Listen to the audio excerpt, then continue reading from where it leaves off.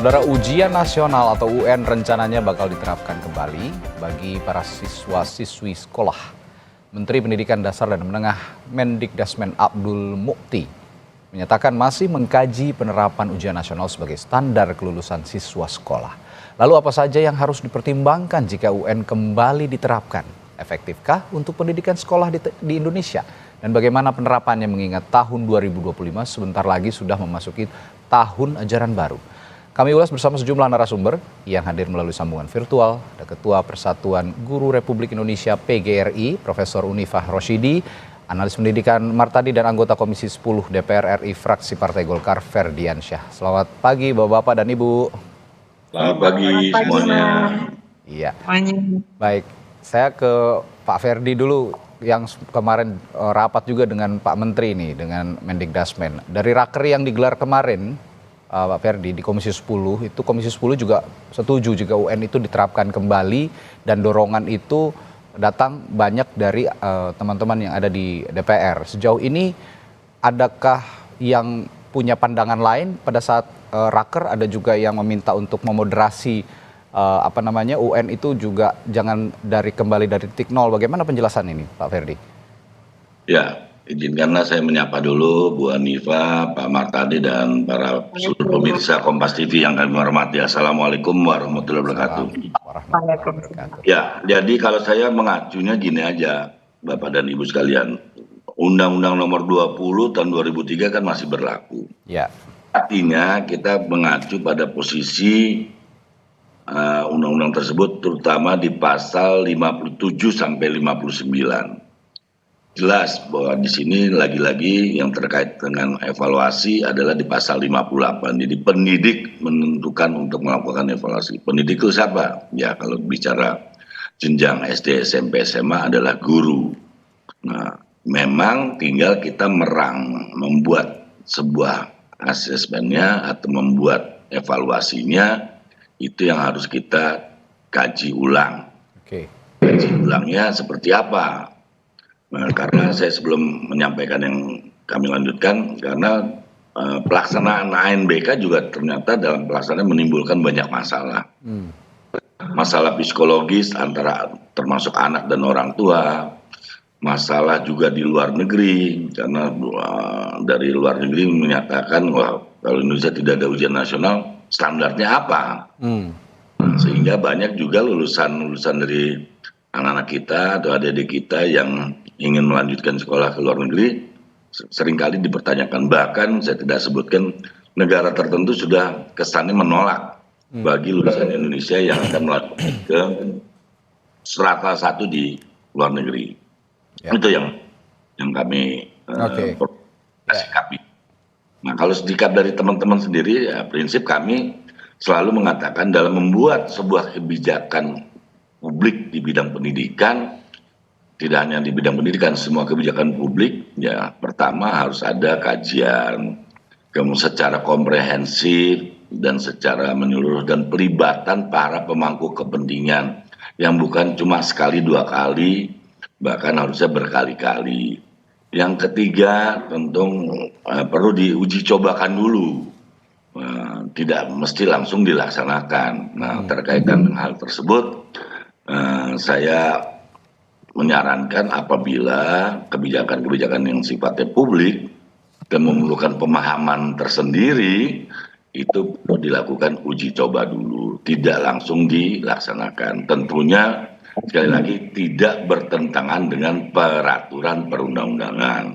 Walaupun dalam amanah daripada pasal 57 sampai 59 di Undang-Undang Sistem Pendidikan Nasional Nomor 20 2003 memang ada PP-nya lagi, peraturan pemerintah. Nah, kita lihat konsekuensi logis daripada PP itu terhadap situasi dan kondisi yang terjadi di Indonesia ini juga kita perlu kaji lagi. Apakah kita benar? Maka memang tinggal implementasinya. Karena sekali lagi menimbulkan banyak masalah juga sebenarnya di guru juga ada masalah. Ya. Terutama di siswa dan orang tua karena tidak terrangkum atau terikut. Karena sifatnya adalah sampel saja, diambil beberapa orang untuk disertakan dalam ANBK. Gitu Mas sementara. Baik. Pak Ferdi, kalau begitu kan tadi oke lah misalnya UN dipertimbangkan kembali untuk diterapkan begitu. Tapi harus ada kajian mendalam, itu catatan Komisi 10 kemarinnya, harus juga diuji coba seperti yang Anda katakan tadi. Artinya dengan rentetan masukan yang diberikan oleh Komisi 10 pada kurikulum yang baru nanti tahun 2025 ini artinya belum ideal untuk langsung diterapkan gitu ya Pak Ferdi? Ya, kan kurikulum pun kan sebenarnya juga belum selesai. Itu kan Ya. harusnya kemarin kan nampaknya Saudara Nadiem Makarim kan kesannya sangat terburu-buru dalam menetapkan kurikulum Merdeka dan menimbulkan banyak masalah juga di lapangan. Ya, ya. Saya tidak menyebutkan data-data, nanti kalau data-data akan tercengang semua di sini terhadap dampak adanya kurikulum Merdeka. Ternyata juga tidak mau dampak yang terlalu menggembirakan di lapangan. Ya. Bahkan beberapa pendidik, terutama di daerah Jawa Barat, khususnya di dapil kami, sangat memberatkan dalam konteks kurikulum Merdeka tersebut. Baik, ya ini juga harus benar-benar diperhatikan karena ya bagaimana memoderasi di saat kurikulum Merdeka tidak optimal dan juga UN juga kalaupun diterapkan tidak bisa langsung diterapkan, harus ada kajian mendalam karena UN juga tidak lepas dari sejumlah masalah begitu. Ini yang benar-benar harus dikaji mendalam oleh Kementerian Pendidikan Dasar dan Menengah. Baik, saya ke Prof. Unifah. Prof, dengan UN yang didorong untuk diadakan lagi, dari sisi pengajar, Anda sebagai Ketua Umum PGRI tentu tahu sekali kondisi kebatinan, kondisi emosional para guru saat ini untuk menghadapi kurikulum yang berjalan, terutama kalau misalnya nanti UN diterapkan kembali, Prof. Unifah. Baik, terima kasih Mas. Assalamualaikum buat Kang Ferdi dan Mas Martadi dan semuanya. Assalamualaikum.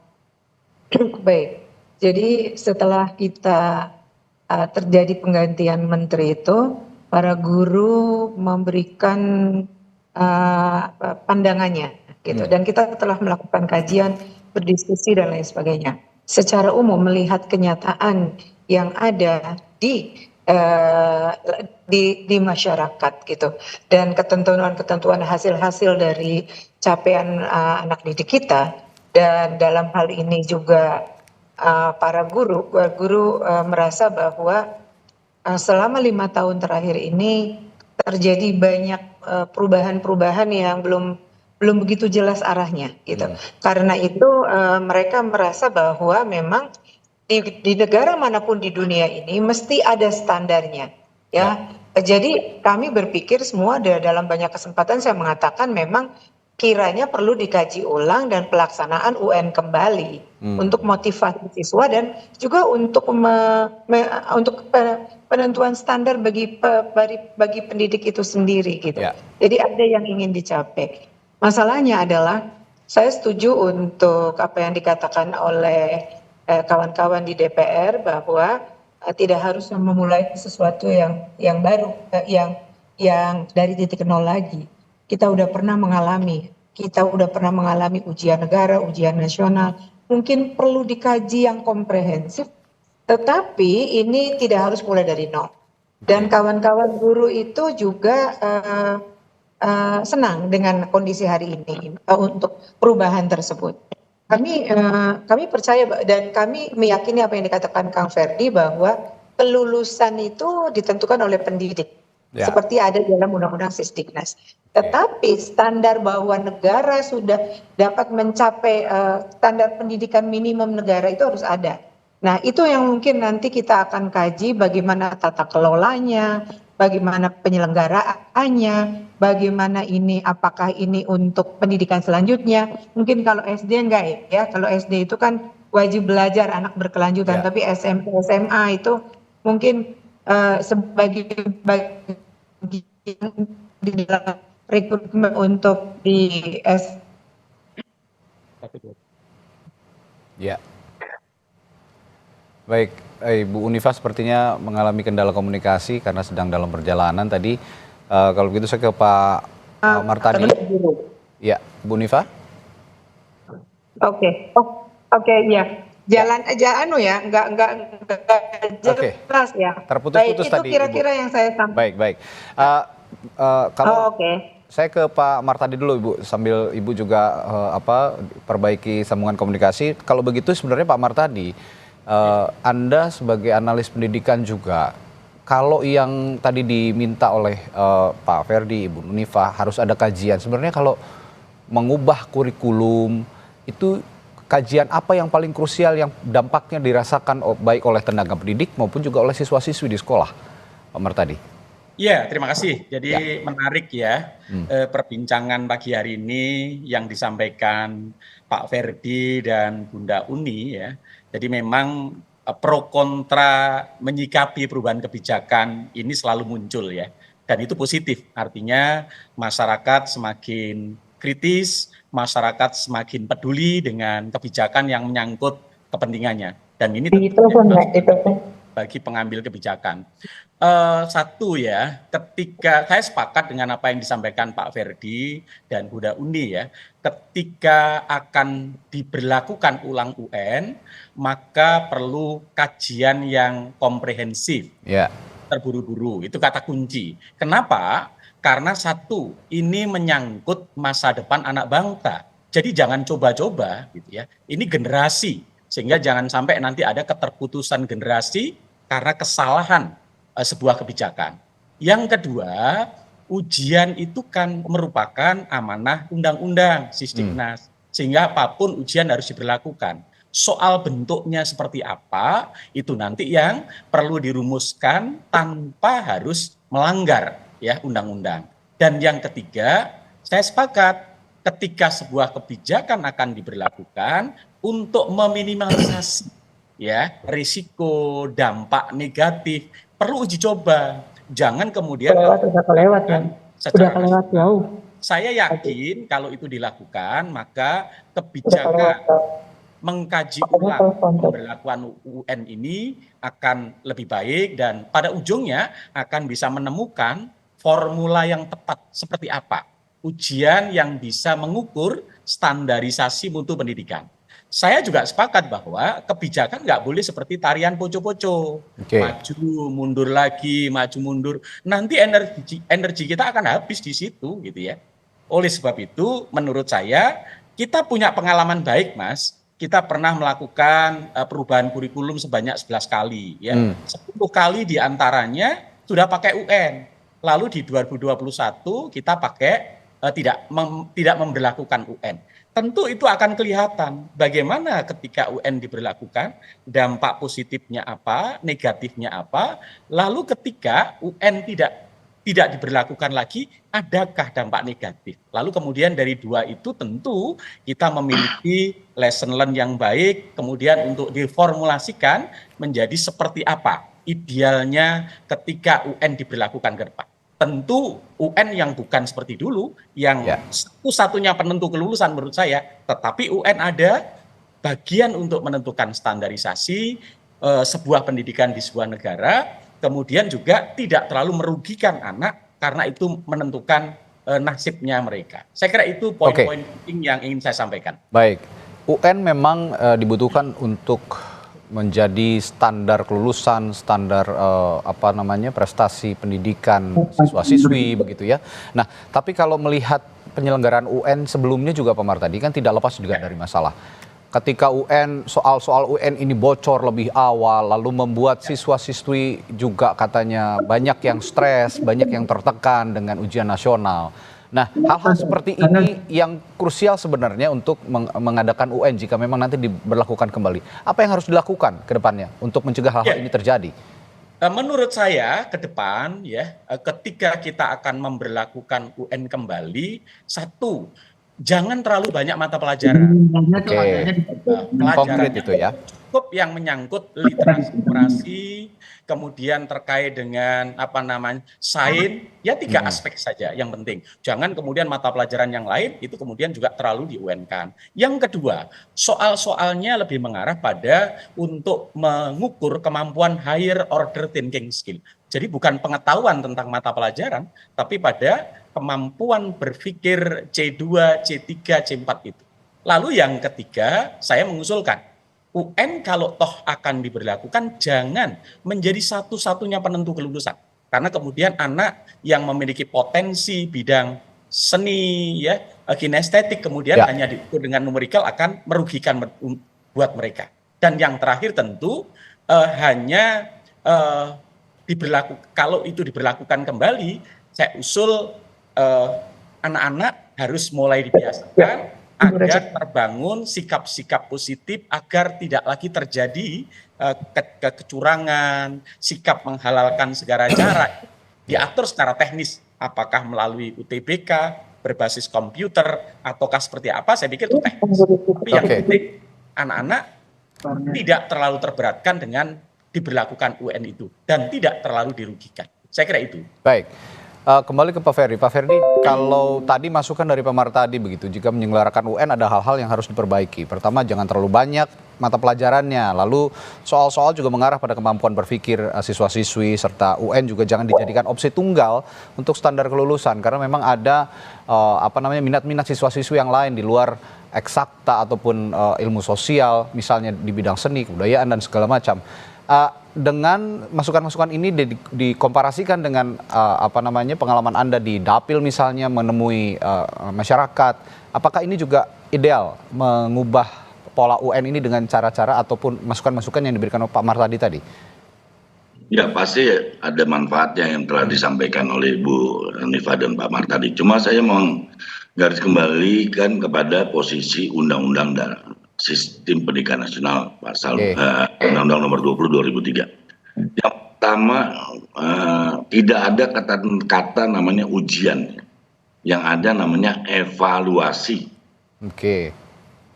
Tidak ada kata ujian, makanya ketika itu nanti ketika perintah undang-undang ini untuk mengatur lebih lanjut dari pasal 57 sampai 59 dengan peraturan pemerintah atau dalam peraturan pemerintah, kita juga harus hati-hati membuat nomenklatur ataupun kata-kata ujian, evaluasi yang dilakukan pendidik, dan evaluasi itu bisa dilakukan oleh masyarakat atau lembaga mandiri. Jadi bisa saja PGRI membuat lembaga tersebut, bisa saja misalnya beberapa organisasi profesi membuat tersebut. Nah, cuma standarnya yang buat siapa? Yang buat adalah negara. Itu yang juga. Nah, untuk mengurangi timbulkan masalah bisa saja yang disarankan oleh Pak Martadi tadi mengurangi jumlah mata pelajaran atau dibuat mungkin tidak terlalu katakanlah terlalu ketat waktunya. Tapi lagi-lagi gini, ini Indonesia ya. Pada nggak bisa kita juga biarkan yang maju itu maju, tapi kita yang maju ini tidak bisa menunggu yang kurang maju. Jadi biarkan, tapi bagaimana sekarang mengurangi disparitas antara yang kurang maju dengan yang maju. Tapi membuat yang sudah maju untuk menunggu yang kurang maju. Jadi kita, nah standar itu yang harus kita buat supaya ada tanda petik pengakuan baik dari luar maupun kita internal bahwa evaluasi tersebut memang sudah menerapkan secara objektif terhadap peserta didik yang dilakukan oleh pendidik. Itu jadi kata kunci yang harus kita pegang bersama. Ya, diksi yang digunakan adalah evaluasi, jangan ujian, sehingga itu tidak menjadi pressure, tidak menjadi tekanan bagi siswa-siswi sekolah yang ingin mengikuti menempuh standar kelulusan begitu ya kira-kira.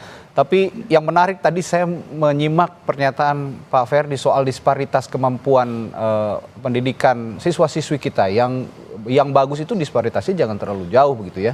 Sekarang yang terjadi terlalu jauh, dan saya menyimak kemarin ada video yang viral seorang guru memvideokan siswa-siswinya untuk menjawab pertanyaan matematika dasar pembagian ini tidak bisa, padahal mereka kelas 12. Kalau memang kelas 12 itu kan kelas 3 SMA kira-kira kalau zaman dahulu begitu. Ini saya akan tanyakan nanti ke Ibu Unifah, Profesor Unifah. Apakah kondisi ini memang real, disparitas yang dikatakan Pak Ferdi tadi terlalu jauh gapnya? Itu saya akan tanyakan setelah jeda di Sapa Indonesia Pagi kepada Prof Unifah. Tetaplah bersama kami. Menarik apa yang dikatakan oleh Pak Ferdi tadi dari Komisi 10 DPR fraksi Partai Golkar, bahwa saat ini disparitas pendidikan, kualitas pendidikan kita, anak-anak didik kita, siswa-siswi kita itu sangat jauh gapnya. Saya tadi memberikan contoh beberapa hari lalu ada video yang viral seorang guru memvideokan, merekam siswa-siswanya yang diberikan soal matematika dasar bagi-bagian itu ya, pembagian gitu. 15 dibagi 5. ini jawabannya 5. Ini kan sebenarnya mengkhawatirkan begitu kalau memang kondisi realnya seperti itu. Tapi saya tanyakan ke Prof. Unifa sebagai Ketua Umum PGRI, apakah kondisinya seril itu, Ibu, siswa-siswi kita saat ini? Ya, terima kasih. Memang disparitas itu selalu dari dulu sebenarnya sudah ada. Tapi 5 tahun belakangan ini itu amat sangat mengerikan. Itu di bidang matematika ya. Ada anak-anak yang kelas 12 itu belum bisa membaca. Ada juga kondisi-kondisi seperti ini yang membuat orang kemudian rindu dan merasa perlu untuk ada standarisasi, untuk perlunya ada ujian nasional yang kita perbaiki. Apalah namanya, menurut Kang Ferdi, jangan Evaluasi ujian itu. lagi karena itu tidak ada di dalam undang-undangnya. Apalah namanya, saya sih tidak terlalu ini, tapi yang penting bahwa negara hadir untuk menentukan dan mencapai standar kemampuan anak-anak di seluruh Indonesia itu harus ada. Dan itu sekaligus juga guru-guru tuh merasa tidak nyaman. Jangan-jangan kami tidak bisa mendidik ya anak-anak kok sampai sekelas ini belum bisa, tapi guru juga nggak bisa, dia bagian yang sangat riskan paling di depan. Jadi kalau misalnya dia nggak menaikkan, dia salah. Karena kemarin tidak boleh anak-anak tidak naik sekolah, naik kelas harus. Padahal kan ada standar di situ. Negara yang maju amat sangat yang sering diagung-agungkan sekalipun, dia tetap menentukan standar, tapi bukan sebagai faktor kelulusan, tapi bagian dari integral untuk mencapai misalnya kenaikan melanjutkan studi untuk ke perguruan tinggi itu menurut saya harus ada. Jadi saya ingin mengusulkan pikiran-pikiran tadi dari Kang Ferdi, dari Mas Mar tadi gitu kan, untuk tetap adanya standar nasional yang harus dicapai oleh anak-anak kita, meskipun itu bukan menjadi sebuah penentuan kelulusan, tapi bagian dari evaluasi anak-anak didik kita itu perlu dirumuskan nanti. Dan tata kelolanya saya setuju, mungkin bukan lagi negara supaya nggak jeruk makan jeruk, tetapi lembaga independen. Kami sangat siap untuk berkontribusi bersama-sama dan kami selalu berpikir untuk kemajuan bagi bangsa dan negara Indonesia ini. Jadi kira-kira itu Mas, dan itu keresahan para guru loh. Keresahan para guru ketika ya melihat anak-anak seperti itu, disparitasnya terlalu jauh gapnya dengan tidak adanya standar kelulusan lah ya, standar kelulusan, meskipun tadi kalau kata Bu Prof Unifa ini tidak menjadi opsi tunggal untuk standar kelulusan, seperti Pak Mar tadi juga bilang tadi seperti itu. Nah, Pak Mar tadi, kalau begitu saya tanyakan juga, dibandingkan dengan kurikulum Merdeka, saya ingin mengomparasikan sedikit yang meniadakan standar kelulusan. Kalau misalnya UN diterapkan sebagai standar kelulusan meskipun bukan menjadi opsi tunggal, itu akan efektif ke depannya. Kalau zaman saya dulu kan ada namanya EBTANAS, evaluasi belajar tahap akhir nasional gitu ya. Terus ini yang tadi dikatakan Pak Ferdi, konsepnya evaluasi, diksinya evaluasi. Tapi kalau kata Prof Unifa, apapun namanya, yang penting ada standar kelulusan supaya anak-anak ini bisa punya kemauan atau motivasi belajar yang lebih tinggi sehingga tidak ada peristiwa-peristiwa yang saya tadi contohkan. Bagaimana Pak Mar tadi melihat ini? Jadi pertama Mas, menurut saya adalah standar nasional pendidikan itu, sepakat saya dengan Prof Uni, itu adalah sesuatu yang harus kita punyai. Karena problem pendidikan di Indonesia itu kan disparitas mutu ya, antar daerah, antar sekolah itu kan disparitasnya tinggi. Nah, tentu kita punya parameter gitu ya, mana yang sudah bagus, mana yang sedang mendekati dan sebagainya, sehingga itu menjadi penting untuk melakukan pembinaan kepada sekolah dalam rangka peningkatan mutu. Itu yang pertama. Yang kedua, UN itu bukan satu-satunya untuk meningkatkan mutu pendidikan, tetapi ada banyak variabel lain yang harus dikerjakan. Tidak bisa nanti kita meningkatkan mutu hanya UN, tetapi gurunya tidak dikapasitasi, manajemen sekolahnya tidak ditata, sarananya tidak dipenuhi, kemudian standar pembiayaannya dipenuhi dan sebagainya. Oleh sebab itu, kita harus menempatkan kebijakan UN itu menjadi salah satu bagian dalam upaya meningkatkan mutu pendidikan secara holistik. Lalu berikutnya, terlepas dari pro dan kontra, perlu tidaknya UN diberlakukan, ujian atau yang tadi Pak Ferdi sebut evaluasi adalah keniscayaan dalam sebuah dunia pendidikan. Tidak mungkin tidak ada ujian atau evaluasi. Karena apa? Karena evaluasi atau ujian dalam dunia pendidikan adalah bagian dari proses untuk menentukan bagaimana pendidikan itu berhasil atau tidak. Yang kedua, untuk tahu mapping apakah yang dilakukan itu sesuai dengan standar atau tidak. Nah, ini menurut saya kunci. Tinggal nanti ke depan siapa yang harus menyelenggarakan. Namanya apa? Apakah Eptanas, UN, AN, dan sebagainya. Ini soal terminologi, tetapi yang terpenting apapun namanya, mana yang lebih tepat ya untuk bisa mengukur keberhasilan pendidikan yang bisa lebih menguntungkan kepada anak-anak kita dalam rangka anak-anak kita bisa siap ya untuk menghadapi tantangan kehidupan ke depan yang lebih baik.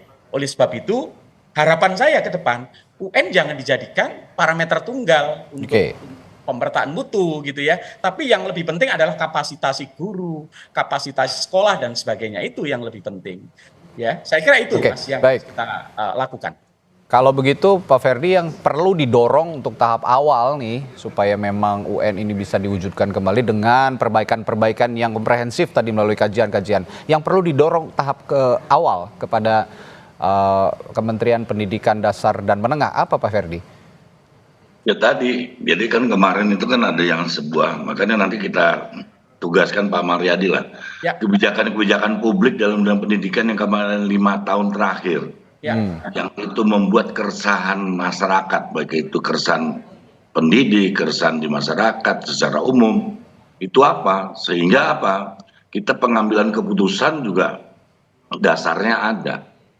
Jadi bagi kami sebagai anggota DPR RI, sebuah kebijakan yang membuat resah rakyat, yang membuat kegaduhan, tentu kita akan merespon dan menanggapi itu. Nah, kalau ditanya tadi kembali tadi adalah, ya, tadi saya sudah katakan ada katakanlah persoalan baru yaitu psikologis, karena ANBK itu tidak melibatkan seluruh peserta siswa. Ya, sampling, betul. Ya, ANBK itu sampling dan AKM, angka kompetensi itu tidak juga. Akhirnya pada bingung di bawah. Kira tidak. Ya, pemahamannya hanya cuma ganti satu huruf, Mas.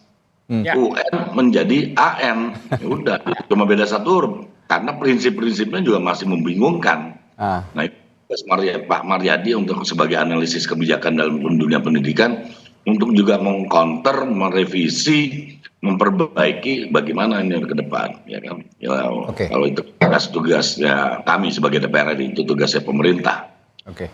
Nah ini. Karena hal itu saya harus jadi mendikbud dulu kan gitu kan. Nah, itu yang juga harus difahami. Nah, oleh karena itu jadi kembali lagi. Jadi kalau pertanyaan yang tadi Mas, dalam konteks ini ya kita perbaiki apa yang sudah ada ini supaya menimbulkan keresahan. Bentuknya ajak seluruh pemangku kepentingan termasuk DPR di Komisi 10, kepala dinas-dinas baik itu Pemprov maupun kabupaten kota, ajak juga para pakar untuk nanti menentukan kebijakan, dan tentu di sini tidak bisa sekali dua kali pembicaraan. Itu Mas. Baik, inilah diperlukannya peran-peran pihak-pihak seperti Prof Unifa, lalu dari Pak Mar tadi memberikan masukan juga kepada pemerintah untuk juga bisa lekas mengkaji secara cepat terkait kemungkinan diadakannya lagi kembali UN atau ujian nasional. Nah, pertanyaan pamungkas dari saya untuk me-wrap semua perbincangan kita hari ini, membungkus semua perbincangan kali ini. Pada prinsipnya, mulai dari Pak Ferdi dulu, kita semua sepakat untuk UN diadakan kembali, Pak Ferdi? Dalam rangka salah satu untuk kualitas pendidikan, iya. Tapi kembali lagi namanya supaya tidak menjadi momok, namanya mungkin sesuai aturan undang-undang, evaluasi. Baik. Ibu Unifa? Apakah memang UN ini sudah pantas diadakan kembali ya Pak? Pagi hari ini kita sepakati bersama. Dengan sejumlah perbaikan dan bukan penentu utama kelulusan. Jadi kami sangat setuju dan kami sudah sampaikan sejak awal perlu dikaji ulang. Terima kasih. Terima kasih Kompas TV yang udah ngangkat masalah ini dan ngajakin kita untuk menyampaikan unek-unek ya yang dirasakan oleh para guru. Dan tentunya guru yang juga ikut kena dampaknya ya Bu Unifa ya sekarang ini. Sangat.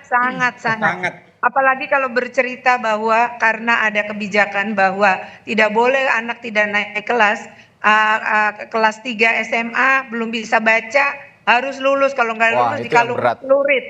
Wah, berat banget nih guru, berat banget guru zaman sekarang. Ya, kalau dulu zaman saya Mas. dibilangnya dikatrol gitu ya. Jadi sekarang ini bahkan Dikatrol. lebih parah dari katrol ini apa diksinya Lebih apa? parah Pak, dikalungi celurit, dikalungi celurit. Iya. Pak Amar, tadi terakhir kita sepakat bahwa UN ini diadakan kembali untuk menjadi standar kelulusan siswa-siswi, Pak Amar tadi? Ya, saya pikir kebijakan tidak memberlakukan UN itu sesuatu yang niatnya baik tapi belum tepat untuk saat ini. Karena mungkin banyak aspek yang perlu dipersiapkan terlebih dahulu.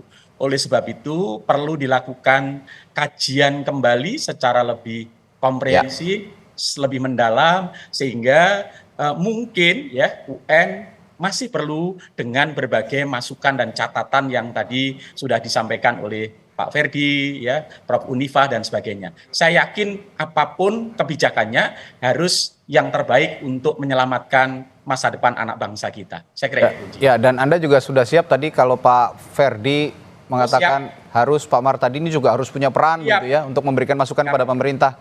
Ini sudah draftnya sudah disusun Pak ya, perbaikan-perbaikan itu ya. Kami juga sudah melakukan beberapa diskusi kecil ya dengan beberapa akademisi untuk nanti kami akan kirimkan hasilnya terkait dengan itu. Oke, ini diskusinya langsung dengan kementerian Pak kemarin ini.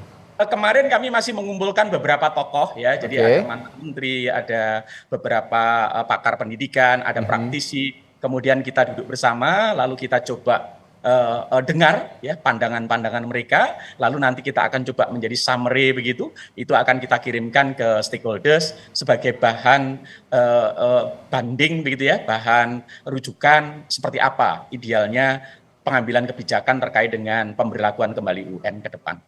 Oke, kita tidak alergi, pagi hari ini saya simpulkan, kita tidak alergi terhadap apapun namanya nanti untuk menjadikan landasan kelulusan siswa-siswi kita. Kita tidak alergi dengan itu, apapun namanya nanti mau ujian nasional, mau Eptanas, ini sama-sama diperlukan untuk menumbuhkan motivasi kembali dari para siswa-siswi untuk sama-sama punya semangat belajar. Jangan kayak sekarang begitu ya, kira-kira nggak ada ujian kok, saya mau santai-santai aja bisa kok kayaknya ini menempuh pendidikan sampai ke jenjang selanjutnya. Tapi dengan kualitasnya yang ya kita bisa saksikan bersama sekarang kualitasnya begini-begini saja gitu.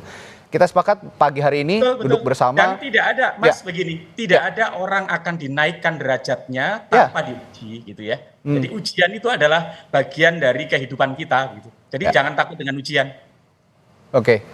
Ya, menarik sekali, sehat sekali diskusi kita pagi hari ini untuk sama-sama menyelamatkan generasi bangsa supaya kita punya anak-anak yang punya kualitas pendidikan sangat baik, bersaing tidak hanya di dalam negeri tapi juga di luar negeri. Tadi juga sempat disinggung bahwa untuk bersekolah di luar negeri saja sekarang kita sulit karena tidak punya standar pendidikan yang pas gitu, yang bisa dijadikan acuan. Terima kasih para narasumber saya pagi hari ini telah bergabung. Prof. Unifa, Pak Martadi, lalu juga Pak Ferdi dari Komisi 10 DPR. Sehat selalu Bapak-Bapak dan Ibu, sampai jumpa kembali. Terima kasih banyak. Terima kasih.